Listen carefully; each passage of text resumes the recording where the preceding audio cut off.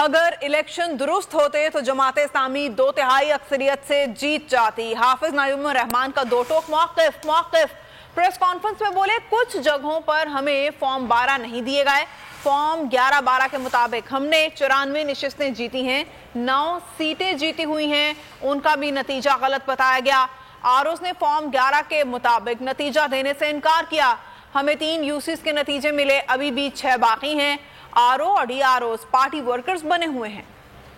कराची में बल्दियाती इंतखाबात के नताइज 24 घंटे के बाद क्यों आए? नताइज फॉर्म 11 और 12 के मुताबिक क्यों नहीं?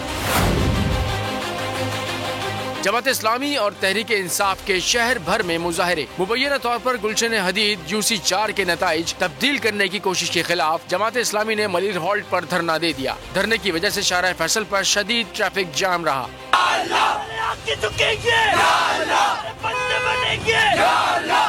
तहरीक इंसाफ के कारकुनान नताइज की मुबैना तब्दीली और धांधली के खिलाफ कय्यूमाबाद चौरंगी जा पहुँचे। कय्यूमाबाद चौरंगी पर धरने के बाइस गाड़ियों की लंबी कतारें लग गयी।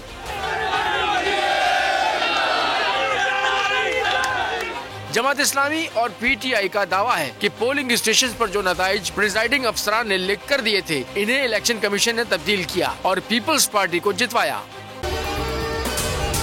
अगर आपको ये वीडियो पसंद आई है तो हमारे चैनल को सब्सक्राइब करें और बेल आइकन को प्रेस करें। 2022 मौसम से भी देखे गया पाकिस्तान की आवाम को।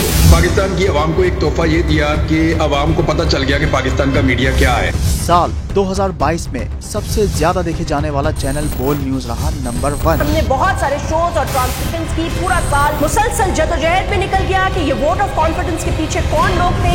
तोड़े रेटिंग के सभी रिकॉर्ड। सोशल मीडिया पर भी सबसे ज्यादा तेजी से 2.4 बिलियन व्यूज का संगे मील अबूर किया।